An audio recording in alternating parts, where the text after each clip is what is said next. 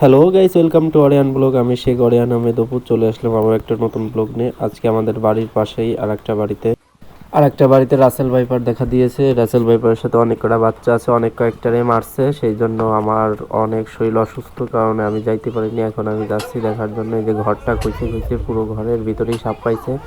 এখন বাকি অল্প একটু আছে খুঁজতে। এই খোঁজার পরে এইটুকু আপনাদের দেখানোর চেষ্টা করব। দেখেন কতগুলো সাপ, এবং বড় একটা সাপ পাওয়া গেছে, আর বড় সাপের সাথে অনেক কয়েকটা বাচ্চা। এই রাসেল ভাইপার কতটা বিষাক্ত তা তো আপনারা অবশ্যই জানেন। পুরো বাংলাদেশে এটা ভরে গেছে। এখন বাংলাদেশের সব প্রান্তেই সাপ দেখা যাচ্ছে। আমাদের গোপালগঞ্জেও এখন এই যে দেখা দিল এত বড় একটা সাপ, এবং সাপের সাথে অনেকগুলো বাচ্চা। আপনারা অবশ্যই সতর্ক থাকবেন। এই সাপে যদি কামড় দেয় তাহলে 2 ঘন্টার ভিতরে বাঁচার কোনো লক্ষণই নাই, এবং এর অ্যান্টিবায়োটিক সব জায়গায় আছে নাকি তাও সঠিক জানা নাই। আপনারা অবশ্যই সেফ থাকবেন। দেখেন কতগুলো একটা সাপের সাথে, এত মনে হয় একটাই ছিল, আর একটা তো আমরা অনেক তালাশ করছি, পাইনি। এই সাপ দেখার জন্য অনেক মানুষ এসেছে আমাদের এই জায়গা। আমিও দেখতে এসেছি এই জায়গা। এই সাপ দেখার জন্য আমাদের গ্রামের লোকের সাথে সাথে অন্য গ্রামের লোকও এসেছে দেখার জন্য। আপনাদের দেখানোর চেষ্টা করছি, অনেক লোক এসেছে এই সাপ দেখতে। এই সাপ নিয়ে এখন যাচ্ছে পোড়াইতে হবে এই সাপটা, কারণ সাপ মাটির তলে দিলেও এর কাঁটায় অনেক বিষ থাকে এবং বিষাক্ত হয়।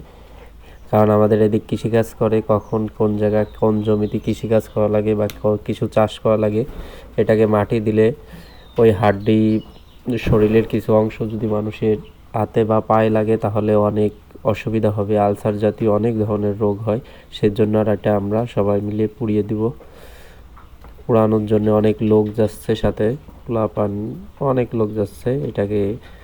এই যে আপনাদের দেখানোর চেষ্টা করব। দেখেন এই যে কত সাপ একসাথে নিয়ে যাচ্ছে, সব পোড়ানো হবে এখনই।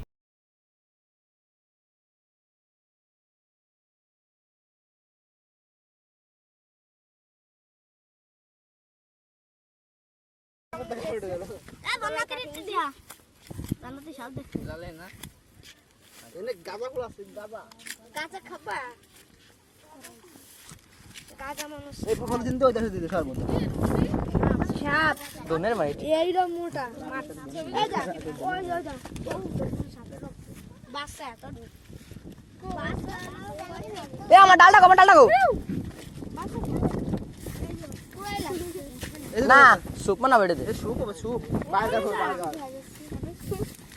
সুপ হবে, সুপ খাবা। এ পুতা সর ফ্রাই করে দে, সর। আরে সব তো লাকি রে আগে সুপ খাবে, তারপরে ও হেডশট, হেডশট, ডোন শট।